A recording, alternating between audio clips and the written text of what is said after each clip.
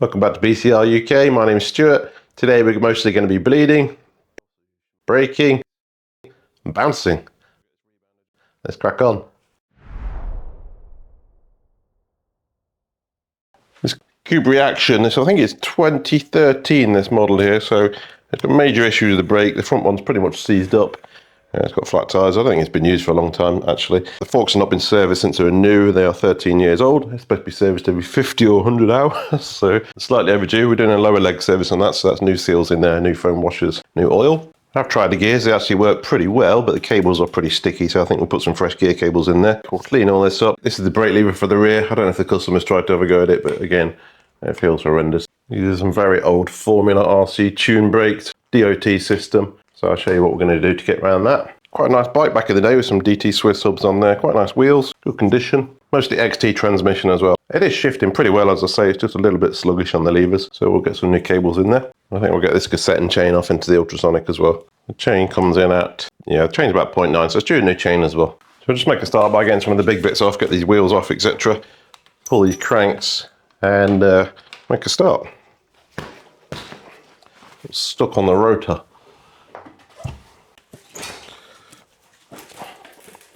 Got Matt Armstrong wheels.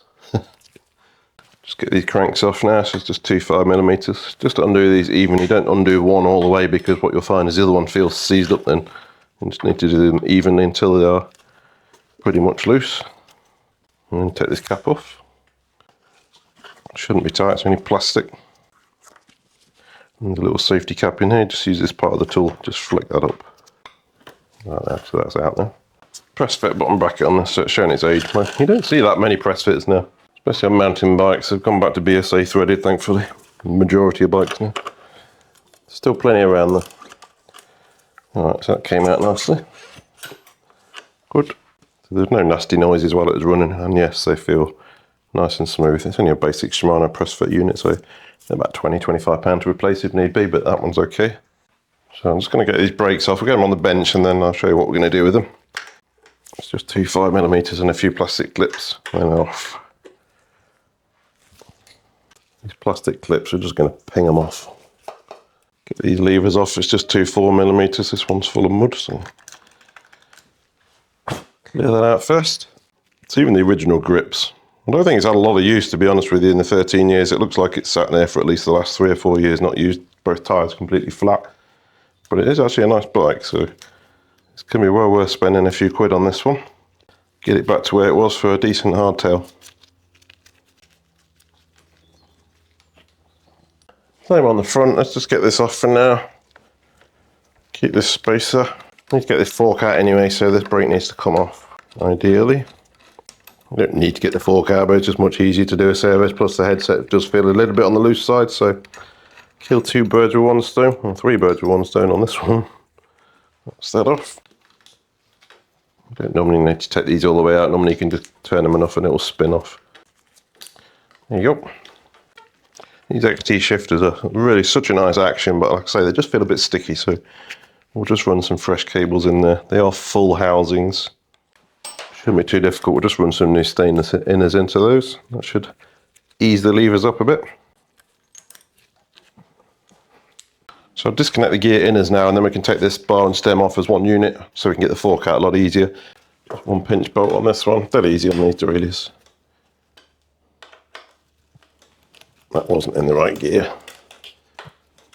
We can cut this off and pull that through, because there's no quick link on Shimano 10-speed chains, so to get this off, you can either split the rear derailleur a little bit, or push a new pin in for the aftermarket quick link to it. We'll just cut this off now.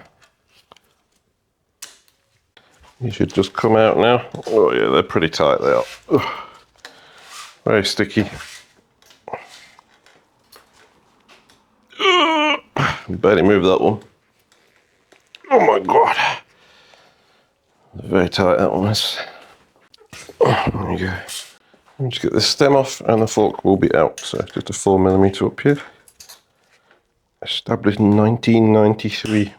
What people think about Cube? I kind of like them, but I've had major issues with them before in the past, as you've probably seen on the headset. And they're also very challenging to get parts for sometimes, because they're very specific, sort of own brand hubs, etc. You can't get parts for the majority of them, even fairly new bikes, you can't get free hub bodies. This headset feels a bit grotty actually, oh dear.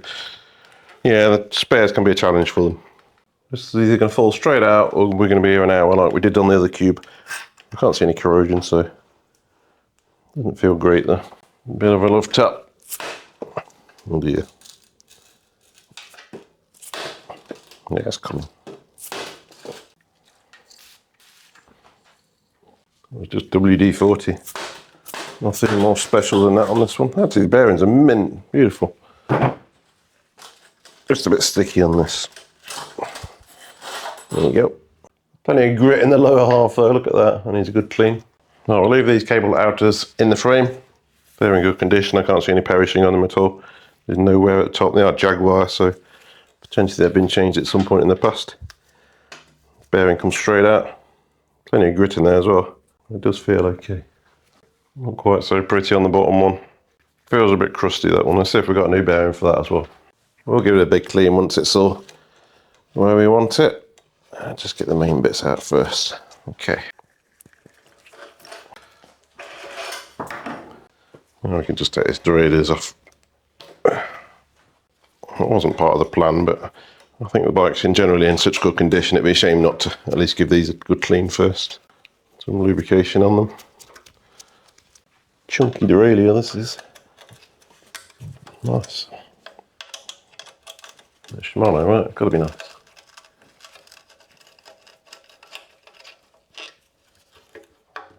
Good. And while we're here, we might as well spend 10 seconds taking this cage off so we can give the frame a good clean. I eventually replaced my 3mm worn out Allen keys. They've still got WeHa, but these are magic ring ones. They have a little clip, this little black line here, little clip that holds the bolt. Makes life a lot easier actually. So now it just holds the bolt like this, which is good. You put it where you want then. Like I say, I keep saying it, but that's probably literally 5 minutes work to get it down to this, and it just makes it a lot easier to clean. It's very gritty. And obviously do an inspection of the frame. It's a carbon frame at the end of the day, so just make sure there's no obvious issues with it. While it's like this, we can easily spin it around in the stand to get to other areas of it. So we can have it completely upside down in the stand now to inspect any of this. And I've just noticed these are not actually full housings. Oh dear, never mind. How hard can it be? There's a little housing here. There's a big hole here, so we should be able to get cables through, no problem. So we'll pull these off. There's a little line that goes through here to the front derailleur. And that one there just goes underneath this sleeve here on the chainstay. Not too bad. All we got to do is get cables out of here. It'll be easy. Like I say, while it's upside down, you can clean all this grot off. Nobody ever cleans this bit. So we'll make a start on that shortly. So these brakes that we got off, what are we going to do with these? I'm not crazy. We're not spending 3 or 4 hours trying to half-ass together a 13-year-old DOT brake system that was crap in the day, and it's going to be even crapper after 3 hours. We're going to spend half an hour fitting some modern mineral system, 4-pot calipers from Shimano. Much nicer system, and this will take probably literally half an hour to fit and bleed. It's an unbled OEM system, so it comes in a box. It's not pre-bled, but they do give you all the olives and whatnot in here. So literally going to throw these back on, and it will be 10 times better than new in a tenth of the time, and probably a lot cheaper. If you shop around on those cube levers, you can find some sort of piston repair kits in the levers. There are OEM calipers for this cube bike, so whether or not you can even get any parts, I highly doubt it. You know, you're sort of £30–40 per brake lever for a piston kit that might work. It's a DOT system, so you don't know what the damage is and the rest of the hoses. It's just a waste of time. Like I said, I could be there sort of 3 or 4 hours and sort of make them work a little bit, or we could spend half an hour fitting some 4-pot Shimanos and we're away to the races. So let's crack on with these. So before we carry on, we're just going to clean this area up. Take this cover off as well, I think. See what's under here. Look at that. 13 years of grit stuck under here. Let's get this off. I'm going to use an airline to get this grit off first.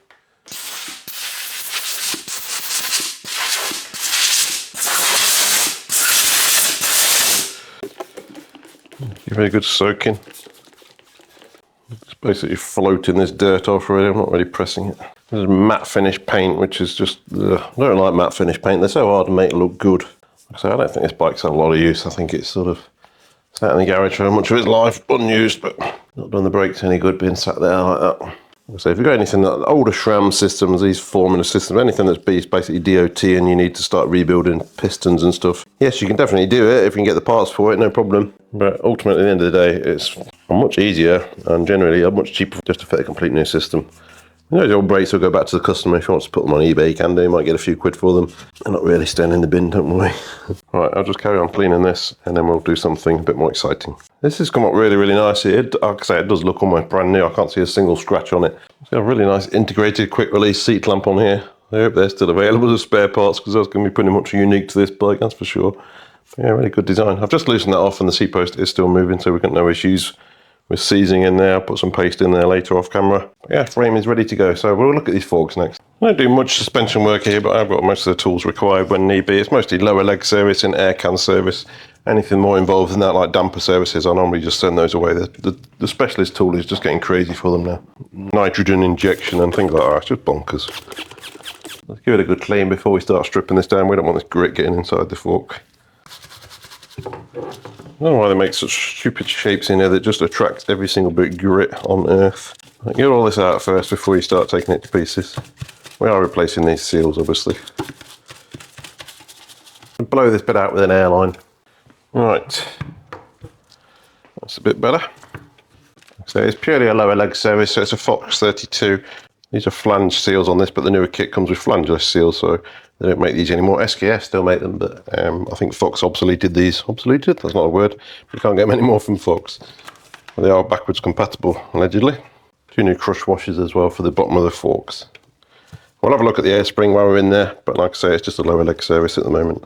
We'll change the oils, obviously. So first of all, we need to just take this air cap off, check what pressure you've got in there. I'm not sure it's going to be right, because I don't think the guys maintain this fork ever, so I'm not putting out too much.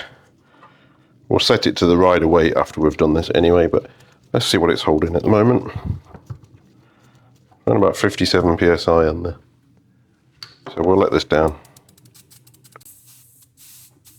You don't need a fancy RockShox digital one, but it is a very nice pump. The manual one as well. Okay, so that's empty. Like I say, we'll check the rider weight before we put it back in, and we'll probably end up with a bit more than 57.5 psi in there. Okay. So now that's out, I'll normally just take the core out of here as well. I normally just replace this core at the same time. Just a normal Schrader valve. Let's get a new one in, tightened up. A separate vise here just for forks, makes life a bit easier.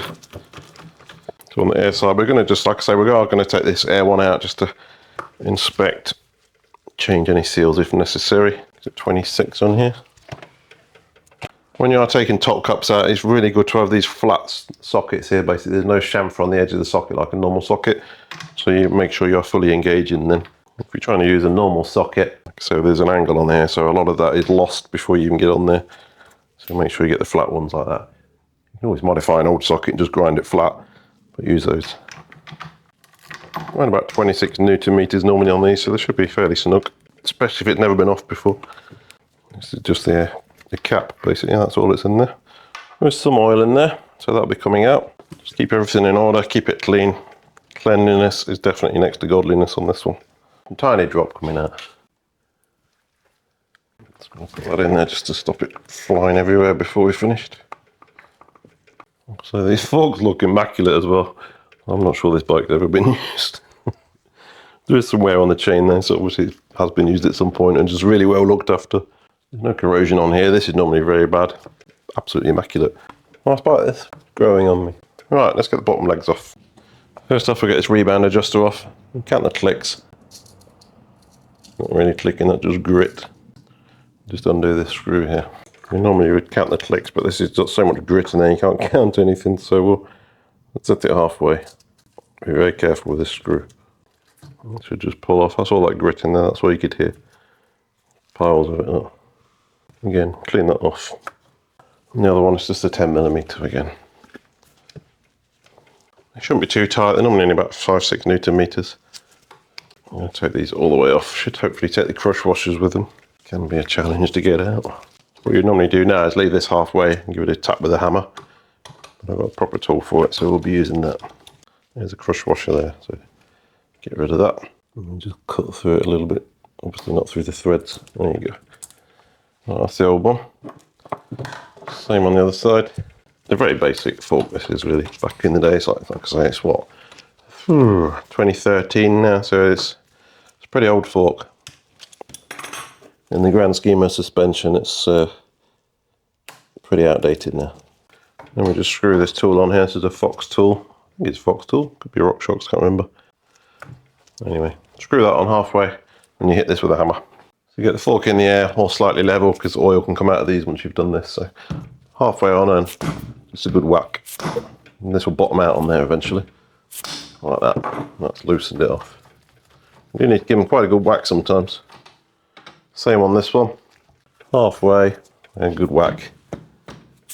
That's off. Then we're going to spin this around and let all the disgusting oil come out. I can already smell it from here. It's never been out. Disgusting. There's nothing coming out, so we're just going to give it a little push down on top. Open that up. There it goes. Disgusting. Like I say. There's hardly anything in there. There should be 30 cc's in each leg. There's hardly anything coming out of this one. So just let that drain for 5-10 minutes, and then we can pull these lowers off, give it all a good clean, change the seals, inspect the air spring, and put it back together. We're not doing the damper. So while we're waiting for that, we just need to soak these new foam washers in some 20-weight oil. So just put some in here, let them soak for a few minutes. Basically just absorb the oil with them. Like so. Leave them aside for a minute. Keep everything clean. I say there's so many fantastic tutorials on forks online that, you know, I'm not going to try and replicate those. It'll take me a month to do that with a professional camera crew, etc. So just give you a basic idea of what a lower leg service should look like. Once they're off, you should just be able to pull this straight down now carefully. And there you go, they're off. Well, these bikes have ever been used, considering they're 13 years old and allegedly never serviced, those foam washers are in actually really good condition. But we're going to change them now we're here. So we need to get these out, get the foam washers out. If you're using any picks around forks, try and use plastic ones like these. Unfortunately, they don't last very long. If anyone's got any super duper top quality plastic ones, then let me know. Because these are supposed to be good and they're still crap. Yeah, there's hardly anything wrong with these. That's actually in really good condition. That would clean up almost like new. But we're here, so we're going to change them. Alright, so get these out. You can use a spanner, you can use a bit of long nylon. What I tend to use is this Pedro's tyre lever. Fantastic, very long tyre lever. So put a cloth over here, over the edge of here, and you should be able to just pop them straight out. It's normally easy on the floor though, so I'll do that. Like I say, keep a cloth over one side, you don't want to damage anything. And just hook this under the other edge of the seal. And normally it'll just pop out fairly easily. Like that. There's many ways of doing this, like I say, use spanners and all sorts, but that's out. This fork is like brand new, honestly, it's so clean, it's ridiculous. Just clean these areas up now, you can get to them properly. Don't drop it in the fork. Right, I'm just going to leave them upside down, see if any more oil drips out of them. I'm going for a cup of tea. Biscuit. Alright, let's carry on. Let's get this air spring out, have a quick look at that. But looking at the condition of the rest of the fork, I suspect it's going to be absolutely as good as new. There's a little clip in here, you just basically need to peel out. It's kind of an S-shaped clip, and you'll see what I mean. I'll just try and get it out without losing it. Again, I'm using this nylon pick. In fact, it's crap, I'm going to put a metal one for this. This is extremely difficult with a tripod in the way, well, let me tell you. Somehow, get this out of here. Like that. Now this should just pull out, like so. Make sure you remember where everything goes if you're planning on stripping it any more than this. So pull it halfway, and then there's another clip a bit further down that you can't see, that needs to come out too. So I had to do it off camera, it's just impossible with everything in the way. That eventually peels out there like that. There you go. Alright, and then this should just pull out like that. So that's the air spring there. Just these two O-rings here. These are lipped, so they do go in a specific direction. So I'm just going to clean this air tube now. So just some isopropyl, I can never say that word. Just some alcohol stuff, and just put it down here. Use something soft to push it in, and just push it all the way through. So I've got a big wooden stick thing here. Don't use anything metal, whatever you do. Just push that straight through. Just repeat that a couple of times, and we can put it back together. Right, so we're just going to reinsert this air spring now. So new washers on here. Make sure we get the right way up, but they are shaped. If you follow the instruction manual, it'll show you which way up they go. There's profiled. And a little bit of SRAM butter on there, bit of grease. Right, so we're just going to reinsert this air spring now. Like I say, there's so many very extensive sort of videos online showing you with very good camera angles how to do this. So I'm not trying to replicate those by any stretch of the imagination. Alright, so this black clip goes in now into the second groove down here. I can't really show you, I'm sorry, but like I say, you just have to take my word for it. This goes in here. Can be a bit fiddly, very fiddly. I'm doing this off camera again because I literally can't see a thing and I don't want to break anything. Right, so that's back in. There's no way I could film that. It's super fiddly. I don't know why they don't use circlips like everybody else, but they're both in there now, back together. So we can put some oil in there now. So we want 5 cc's of Fox fluid into the top of there, put the cap back on. This one here into that, 5 cc's in there. You get a little sachets they do, but obviously it's not very economical to keep buying sachets for me, so I'll buy a big bottle of it. A bit of grease on there as well, and we'll torque that up to 26, I think it is, 26 Newton meters. And we put 60 psi in there, and then we start reassembly with the new bushes. Oil in the bottom of the legs, we're about done. They don't take very long once you've done it a few times. Put 60 in here so it extends the lower leg, and then you can get the nut back on when you put it back together. Otherwise you can't reach it. About 60. Make sure you get your sag ring on there if you've not already got one on there. So to get the new seals in, really you need a driver like this. This is a full set. It's a 32mm obviously. The Junior set, really nice. 32mm there. I need one of them. And a little bit, this is 5-weight oil around there. Onto the driver like that. And then you just basically whack it in. So it can be very difficult to fit these flangeless ones apparently without a driver. But with a driver it should be pretty straightforward. Literally you just drop it in like that and smack it on the top with your mallet. And that's it in already. Pretty straightforward with the driver. That's fitted. And we'll repeat the other side. Now, what I forgot to do is put the foam rings in. It can be quite challenging if you put them in after the seal. Let me see if I can get it in. Push the last bit in, not too bad. It's easy if you put them in first. Much easier. Right, let's do the second one. Just a couple of good whacks. Done. You hear it bottom out. That's in. That's the seal in there as well. Okay, that's pretty much it now. All we need to do is put these lowers back on, put some oil in there, fresh crush washers on there, put the correct amount of air in there and refit them to the bike. So pretty straightforward job really for a lower leg service. Like I say, anything more technical like a damper service, I don't do it. It's just, there's far too many tools that you need for it. Nitrogen, all sorts of malarkey. So these can go on here now. Obviously get the front and the front like this. And these can be a bit of a challenge to get lined up properly. It's easier, sometimes easier if you take these springs off first and put them on the fork. Like that. You literally just pull straight off. Put them on the fork there like that. And they should just slide on now. This can be the tricky bit, just to get them both started at the same time. Oh, that's not too bad. And then get these clips back on here. Again, just peel them back on, they're not difficult. I'm sorry if these camera angles are a bit of shit, but it's the first time I tried to film a fork job and it's more difficult to film than a normal bike bit. And then just peel this back on as well. This is a plastic pick again, so more of a spatula than a pick, this one, but yeah. Like that. Then we need to get the fork upside down so we can get some oil in there. And it's just a matter of getting oil into these. I think it's 30 cc's of 5-weight. I just need to go and check, they're all different. I need a chart on the wall really. So just check the capacity in here, get the oil in there, and get them buttoned up. Try to angle it straight to the side, because if some of these are hollow, then the oil can basically go inside the thing. Very carefully pull these legs back down so you don't want oil squirting everywhere. And you should see the bolts there and there, like that. A new crush washer into there, and then screw these on. 5.7. Torque these up. Done. It's just a matter of putting your rebound knob back on. There's a little flat bit here that lines up with the screw. Again, I can't see what I'm doing. And about there. All the way. So we'll go back about 3 turns. We're about in the middle there, so the customer can fine tune that. So I do need to get the customer's weight so I can set the correct air pressure, but I can do that later. So that's pretty much ready to go back on now. Air cap back on. It's not going to be a full tutorial of how to service a fork by any stretch of the imagination, but give you an idea what's involved. It's not too bad just to do a lower leg service. Most people should be able to do this with fairly basic kits. Seal driver can be a bit challenging, but I think some people use plastic pipes and stuff like that, so it's not impossible. Alright, let's get this back in the bike, see if we've got a headset bearing first. Plenty of grease on that bearing before you put that in, don't want that seizing. And again on the top, plenty of grease on there. If you saw my cube video where bearings were seized, you'll see why. Put a little bit of grease on this crown race. Just helps us all water seal really. That's there. And that's there.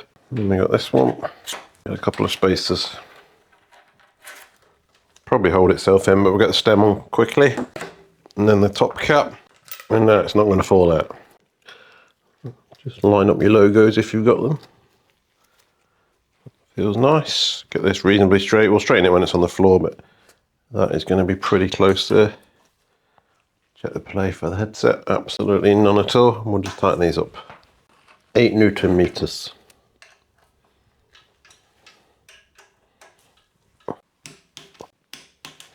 Done. Check the handlebar while we're here. Good. I can get these brake levers on now. Just going to clean up this area. Check this shifter.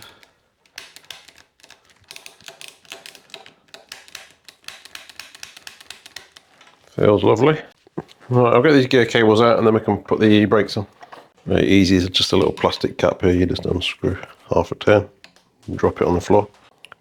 Not quite aligned, so just give it a helping hand while you're pushing it like that. And that's out. Same on the other one.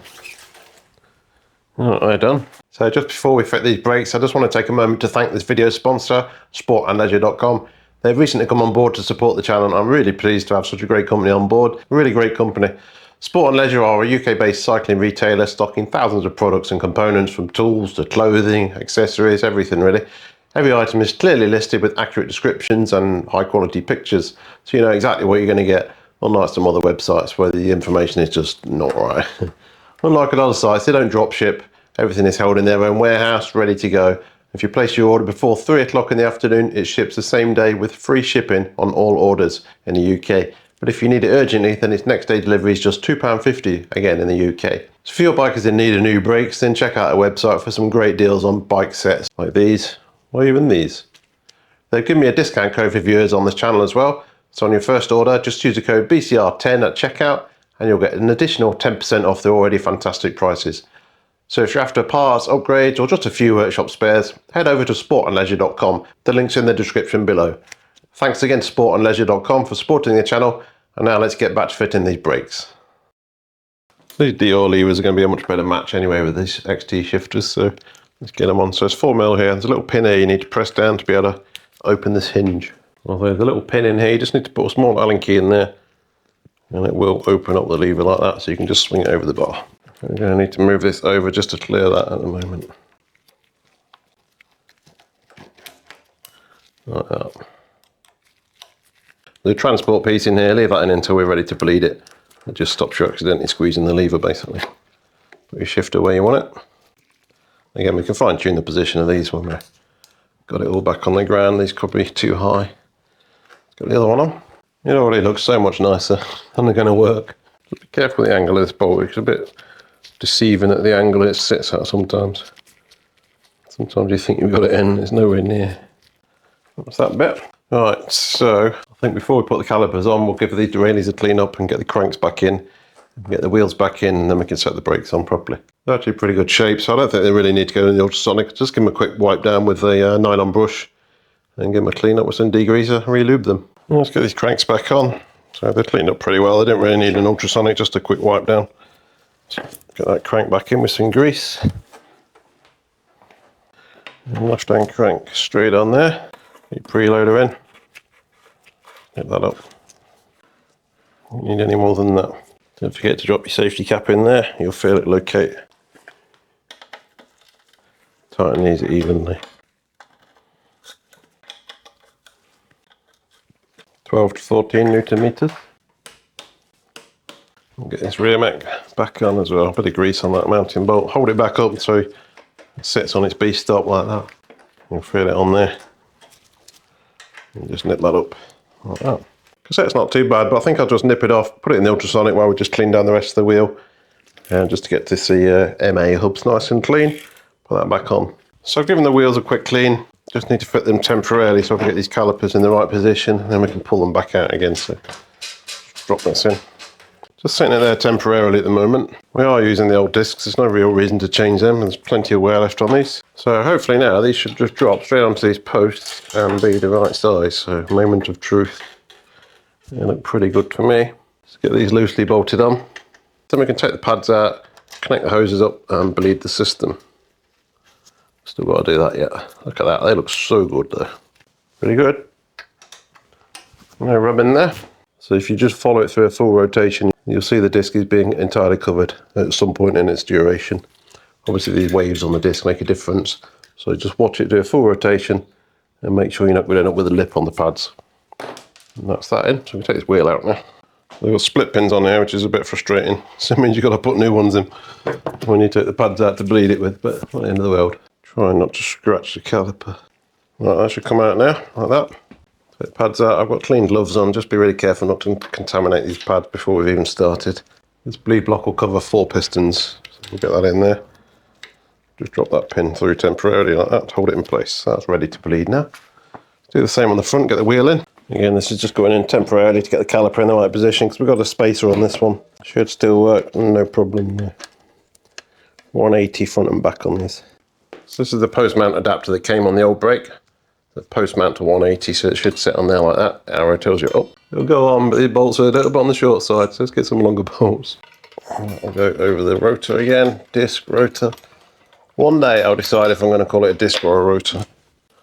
At the moment, it's whatever I feel like. Right, so that'll go on there nicely. Too long because it's going to go all the way through there. Let's get something in the middle. Right, I'm going to have to temporarily use the silver one that came on the old Formula brake because that's the only one that's the right size at the moment. I'll do some digging around later, see if I can find a black one. But...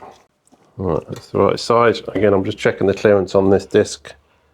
And that is going to clear the whole thing, no problem. Let's get it roughly centered. Right, I'll do it a bit better when I put the proper bolt in if I can find one, but at the moment it's going to work just fine for bleeding. And another bleed block. Can't use that, that's one I've modified. Look, chop one out so you can move the pistons around. Right, I'll have to use 2 part tool ones then. Just 2 10s go in here. And you just hold them on with an elastic band, just a bit shit, but it does the job. Need that bleed port, but that'll be fine there. Okay, so they will be okay like that. What I'll probably do is bleed the back one and put the other bleed block in here because that's a bit of crap.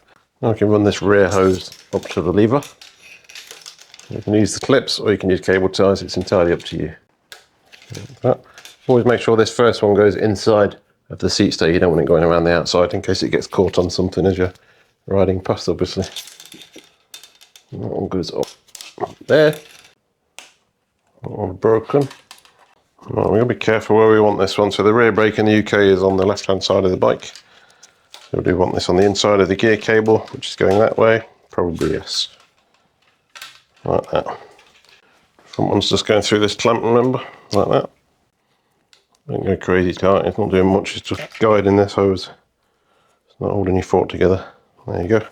This front one we can now cut. You don't need to worry about length going around corners on the front one, obviously, because it's never going to change. It's the rear one where you need to start spinning your bars and make sure you've got enough hose. So this front one can sit somewhere around about there. I'm just going to mark it on the lever so we can cut that. So that'll go into there like that. So the rear one you need to take into account you've got enough hose when you go around a corner. What you don't want to do is put too much strain on this hose here. It's going to go so far before the brake lever hits the top tube. Anyway, you can see that. So you don't need any more slack than that. So that's not going to be far off there. It's a bit strange. They've sent this as an unbled system, but they have still put barbs in there, which are obviously no use. So I don't know why they've done it like that. It's a bit odd. And it's far too long if you use it as it is. Right, that's that one. So that'll go into this lever. Get them done now. Some people say you can reuse these barbs by basically melting the hose around it. Well, I've got hundreds of them anyway, but I guess you could if you wanted to. But I don't really want to stink the workshop out burning rubber and plastic, so we'll put new ones on. Right. Well, there is fluid in the lever, so the levers are bled to a certain extent. The olive is in there, I know that much. Right, so I'm just going to put a new, there's the olive that came out, and put this new barb into the hose with a tool. Just get yourself one of these little things here. These are just dead cheap off AliExpress, they're all the same, pretty much. Clamp that on there, and it'll just wind this on. Hopefully you can get the olive back on because we've still got to get the nut on there as well. So they obviously give you the boot for the lever that goes on there, so that needs to go on first. Then your nut. then your olive. And that'll go into the lever now. So you just need to add a little bit of grease onto this olive just so it'll go in straight, otherwise it tends to twist the hose around and makes a bit of a mess. So Shimano say you need to put grease on this to stop that happening, or help stop that happening. And then we're just going to tighten this in. Obviously we still need to bleed everything. Get your flare nut wrench if you've got one, 8mm. You can torque these down if you want sort of 6-7 newton meters, but personally I don't feel the need to. I normally just do them and you can feel the olive basically crushing in there. So that starts to twist the hose there, which is super frustrating, but there's a fix for it, don't worry. Right, you can feel that there, and then that's tight enough. So I don't really want the hose sitting up there like that, it's a bit ridiculous. But we can fix that, don't we? Put that cover on there. Like so. So what you need to do is either take the caliper off and spin it, or the easier way to do it is just take this lever off, spin it over 180 and it will take this kink out of this hose. So let's do that. You would almost get away with it, it's just a little bit too high. I want it sitting down a couple of inches, but it's just the way it works. It's just so annoying. That grease is supposed to stop it doing that, but it very rarely does, in my experience. I've got a better way of doing it then. Let me know, because it does my head in. So all I'm going to do now is just take this lever off quickly and spin it over 180 or whatever the angle is, and it will sort that out. Like that. You can feel the tension in the hose there, so what you're doing is like you're spinning it over. So spin it around, get rid of that kink, and bolt it back on again. Right, that's on. No point squeezing it yet because we've got this block in here which stops you squeezing the actual lever itself for transport. We've got a bleed block in there and there's no fluid in the hose, so it's not going to do much at the moment, but we're basically installed. So I'm just going to fit the olive onto the front hose and do the same thing on there, and we're going to continue. If you do want to torque it, you need either this version of the MW8 spanner or a little crow's foot that goes on there, and your torque wrench goes in there. I've used it in one of my videos before, but it's really not my favourite tool. It just feels like you're putting too much torque on there. Right, that's fine. Okay, so they are basically on and sealed, so we can bleed them. I think first what I'm going to do is get these gear cables on because they're in the way, and then we'll bleed the brakes. Get in there. Right, I'm just going to get this gear cable back through here. I'm going to thread the gear cables in before we do the brake bleeding. Get these out of the way because they're a bit in the way at the moment. That's through there, and just refit that plastic cap.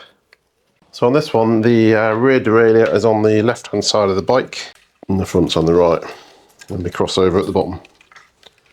So I'm just going to thread that through there, and hopefully it comes out the bottom of the frame. Yeah, it did. Good. See, I wasn't worried. Oh, let's get that front one through as well.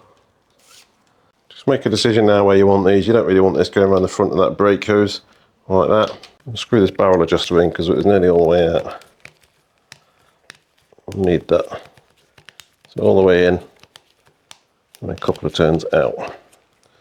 So like I say, you don't want that over there crushing these hoses, so I'm going to go through there and give it a nice straight run like that. Hopefully this comes out of the frame as well. So both cables fitted now, routed quite nicely. Like I said, just be careful how you're sitting all these. This looks really nice now. They're through the bottom bracket, so we're going to just put the rest of the gear cable housing on there, and then we can start looking at bleeding the brakes, and then I don't think we're far off then. Right, I'm just going to refit this bottle cage first before I forget. I've just put a bit of grease on these bolts for best practice. You don't want them seizing into riv nuts and ripping them out of the frame. It's never ideal. I actually put this through the ultrasonic cleaner, so these always come up really, really well, surprisingly. It's only a plastic one, but they come up like new most of the time. So here's the gear cables that came through the bottom bracket. So I'm going to flip the bike around a little bit so I've got better access to it, and I'll run those cables through. I'm just going to put this clamp on first because I'm going to be spinning it up in the air. And that'll just keep the bar straight when I spin it up. Down a bit. Alright, so we're back to this bit here. I think this is the front one here. We've got to go through here as well. So they're probably crossing over underneath the frame like that, so we'll just swap them over. And that's the rear one now. I'm using the old housing, but I'm just going to literally just blast a little bit of lube through there first and run this cable through. Before you run it through the outer, make sure you put these back on, otherwise you've got to do it twice like me. That sits in there like that. I can hear an ice cream van. It's cloudy and almost raining. Never mind. Alright, so they sit in there like that. And then we've got this piece of housing here. Again, I'm just going to run some lube through there first. And they'll sit in there. So this front one now needs to go through this hole to the derailleur, which can be a bit of a challenge to get through, to say the least. What was it going to be like? It's not going to play ball, this one, ain't it? I can't even see the old... Let's just get the back one where it needs to be for now. Get that out of the way. Through there. Through there. And then it gets clipped onto these bits down here in a minute. Alright, so we need to go through there and come out here, which can be, as I say, a bit difficult. Use a spoke or something, but I like to just torment myself and just prod around for half an hour until it goes through, personally. It's a bit dirty in the way there. I can see it, so it's not too bad. This lining here will come through and do it for you eventually, but you gotta get the cable through first. There you go, not too bad. So this liner should now pull through with that and locate in there. There you go. Like that. Let's just get this clipped in where it should be as well. That's a good fit, that one. Like that. Alright. I thought as it was, that's good. Now we can connect the front derailleur up. So just putting this cable on, make sure your lever is in the right position. I know it is, but just double check. And then it goes through here, over there, down there, and underneath. It's pretty clear on this one when it goes. If you're not sure, check Shimano's website. It will tell you exactly where you route the cable. It's super important you get it right. Put a bit of tension on there. We have got a barrel adjuster, but try and keep the front one nice and tight if you can. Just try that lever. That should be okay. Need a bit of tension on there. It's still quite slack. It's just seated itself back in and we did that, so I'm just going to redo that. You can see all this slack here. That's not going to work. You'll get away with it as a barrel adjuster, but try and get as much out as you can first. Like that. That should be a bit better. Try that again. Much better. And that's still pretty taut there. Good. So that's the front one done. Let's just connect the back one up the same. So you make sure you're in the right gear, which I know I am. And pull that through, and it's dead easy again on there where it clamps. You really can't go wrong on there. There's a very obvious slot. Tighten up a bit, and then pull that through. So there's no barrel adjuster on this derailleur, but we have got one on the shifter obviously, so it should be fine. Just get this reasonably taut there. Let's just move that shifter one position. That's two. That's going to work lovely, that is. Such nice shifters these are, I love them. Very, very nice action to them. Nip that up, that is going to be just fine. Good. I get told off for overusing my EP1 in footage, but it's such a nice tool, it deserves it. Perfect. Alright, now we can start looking at bleeding these bad boys. And then put the wheels back in, bang a chain on, and we are done.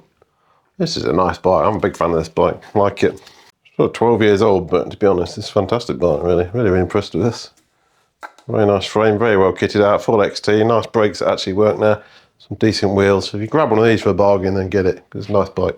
Let's just put this thing back on. Not a big fan of these, but not too bad, seen worse. Quite happy there. If that was mine, I think I'd probably put it through the washing machine every now and again. Look brand new though. So to bleed these, we're just going to pump a load of fluid through from the back to the lever. See how it feels. Shouldn't normally need gravity bleeding or anything daft like that. You can get this cap off, that'll be a start. Right, let's get this out of the way. So I use Shimano fluid. I also use Shimano syringes as well, so it just fits the caliper so much better. Alright, so we just need to take this off at the lever, bleed port, 2.5mm. Very careful with that. That's not a very good fit, is it? Change tool. It's got to be a really good fit. Gosh, that's tight. That's off. Shouldn't be that tight. Just fitting a Shimano bleed cup to the lever. I'm just going to connect this to the caliper there. 7mm to undo.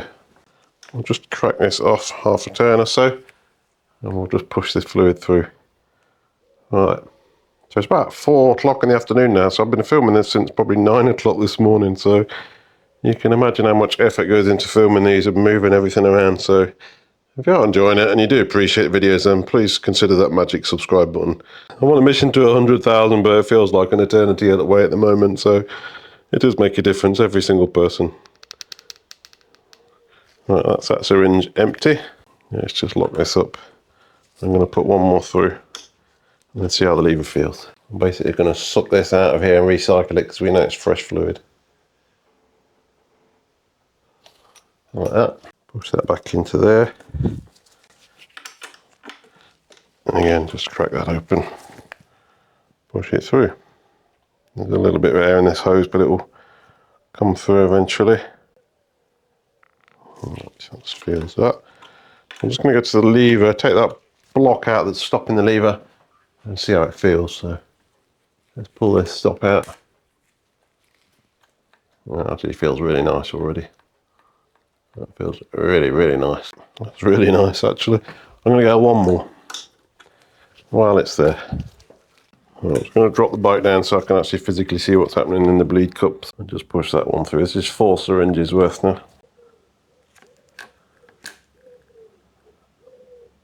That looks pretty good now though. Still a tiny bit. We'll be rotating the lever just to get any last ones out that are hiding in there, but it was already pre-bled in the lever, as you could see. That's okay. Right, let's tighten that back up. Let's feel that lever. Very good. I'll take this off and do the front one. Again, I'm going to recycle this fluid for the front. Put the stop in here. Take this cup off. We'll see how this feels. Like I say, we can go back and do a bit more if need be, but it feels really good already. And this is how tight I would do it like this. That much. It was overly tight, in my opinion. Any excess mineral fluid off. Not that it's going to do any damage, unlike DOT. I missed a bit on the shifter, it's not clean. The bike looks brand new, I tell you. So I'll repeat the same on the front, but I'm going to borrow this bleed block because I don't like that other one. And put that in the front. Proper one in. This yellow one, I can't remember if it's a Shimano one or just a cheapy one, but it fits really well on these. Push that through, hold it in place. And again, we'll just bleed this through again. I'll just get this one bled. I'm not going to bother filming this one, there's no different to the other one. And we'll come back when they're done. Right, so they're both basically bled. We'll get the pads back in, get the wheels back in, and see how they feel. I found a new bolt for that front brake as well, so we can change that over. So these will just drop in there. Make sure you don't get oil all over them. And you need a new pin, the new one. It's probably a little bit excessive, but that's the recommendations. That's what we're going with. You need to bend one bit, it's not going anywhere then. We'll just sit down like that. Obviously most of these are bolted in, but some of them have pins. So that's in there.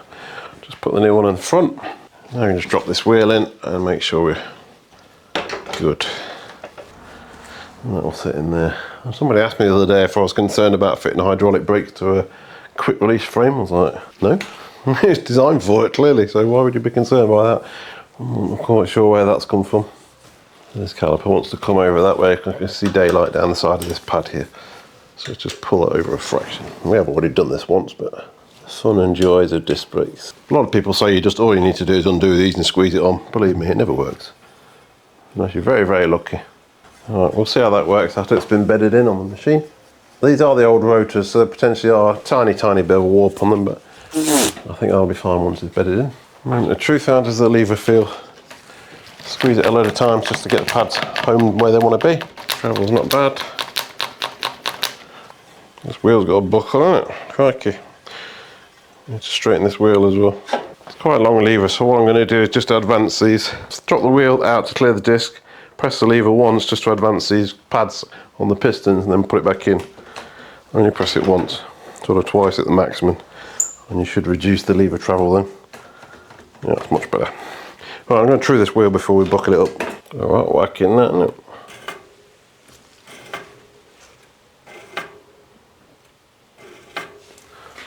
See if we can get a bit better than that. It's on disc, so we don't need to be sort of laser straight, but let's get it a bit better than that. Right, that's coming right over here, so we're going to tighten these here and here. A bit more than that. You can also loosen this one as well.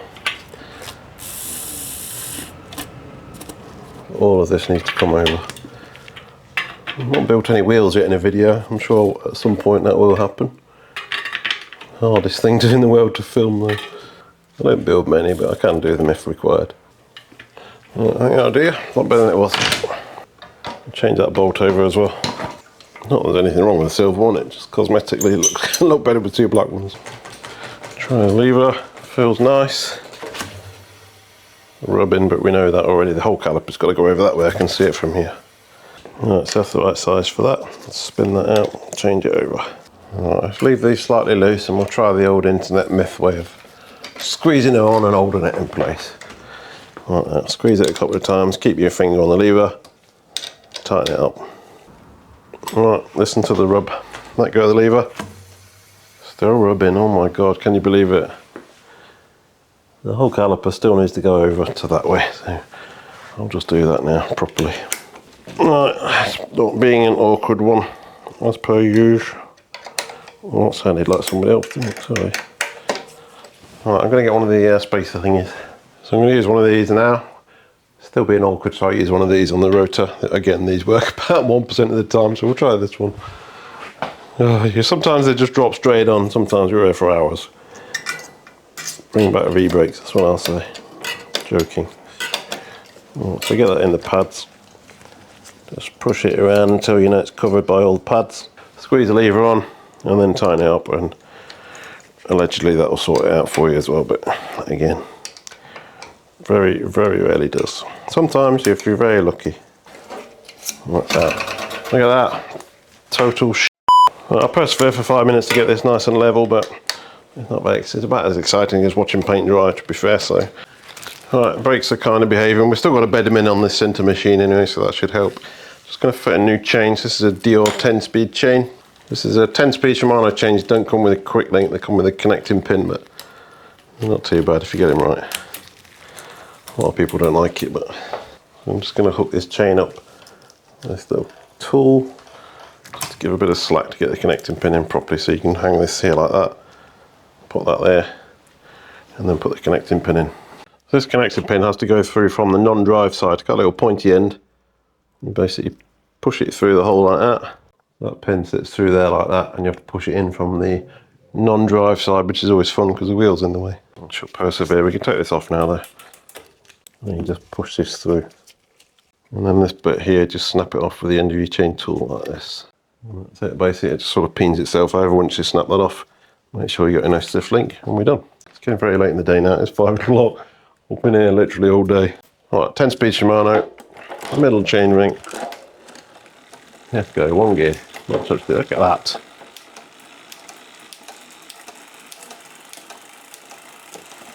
Doesn't get much better than that. Look at that. That's straight out of the box. And nothing to that. Unbelievable. Right, let's go to the front. Straight up. Straight down. And ringing. I've done literally nothing to that. Connected the cables, put a chain on, and away it goes. Unbelievable. XTR SPDs on this. I didn't see many of them around. Just splashed out on them, isn't it? Right, so we are about done on this now. I've got to bed the brakes in on the centre. However, I've got a problem. I've forgotten to fit this seal part here, which goes on the bottom of this cable. So I've got to disconnect this front radio cable, cut this cap off, slide it on there, and reconnect that, but it shouldn't take too long. Just do that first. Right, so I'll just take the wheel out to give me better access down here first of all. There is enough cable, so I'm just going to cut this as short as possible through the cap. I'll save me another millimetre or two like that. To undo this, we're on the middle chain ring, but it's fine. We can deal with that situation. And just take this cable out. And put the boot on that you forgot. I'm just going to drop it down to the smallest chain ring there. And this just needs to thread over the cable, like so. That will just go over this guide here. Just keeps a bit of crud out of this cable, really, if anything. Probably a little bit overkill, but if it's there, we'll get it on. And I just need to hook this cable back through the front derailleur again. If you notice a continuity error with my watch, it's because I'm coming back to this after a week saying I was going to refit this. That's how long these bikes take sometimes in between other jobs. I just ran out of time the other day. And there's not much left to do to this. It's just got to bed the brakes in now and put this bit back on that I forgot, which is done now. Put the wheel back in. Perfect. Such nice shifters these are, honestly. Beautiful. I think it's definitely my favourite generation of mechanical shifter is these XT Saint XTR. That's such a nice action to them. Beautiful. So all we've got left to do now is bed these brakes in on the machine. And we need to put some lube on this chain as well. Let's do that first. If you've got a quick link, start there, but if not, just go one link at a time, backwards like this, onto your rollers. Just take your time. This is a Weldite all-weather lube, in case you're wondering. Quite like this lube, it's nice. I do use finish line mostly, but I've just tried this and actually quite like it, so I might end up being converted yet. Weldite, UK company, so I don't know if you get it overseas or not. A couple of minutes to soak in, then just back pedal, take any excess off there. So if you've seen some of my videos before, you'll have seen this. I've got a whole video actually just about this machine. So what we need to do is select the correct one. So we've got a 180 regular disc. We're not on ice tech or anything. 4-piston caliper. So we need to go into program A. And obviously we're going to do the front and the back wheel. So we'll start on the front one. So what it does is applies a load to these rollers, kind of like a mini dyno really. And then tells you when to put the brakes on and when to release them to cool the discs. And it goes through a cycle of that 4 or 5 times. And that basically beds the brakes in. If you want to see a bit more about this, I'll link the video below for you. It's a very, very nice piece of kit. Also pretty pricey, unfortunately, but it does a fantastic job for bedding your brakes in. So let's get the front brake done first.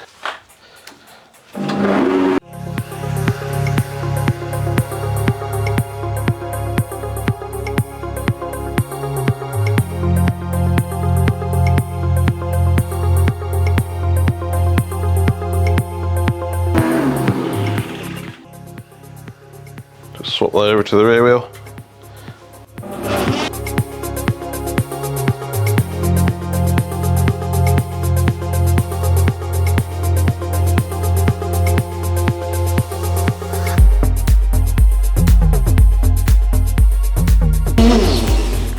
We are done.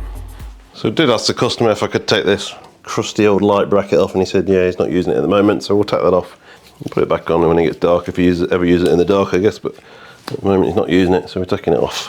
So the only thing left to do really is set the air pressure for this fork to the customer's rider weight. So when you are setting it to your weight, make sure you include things like your shoes, your rucksack, your helmet, your clothes.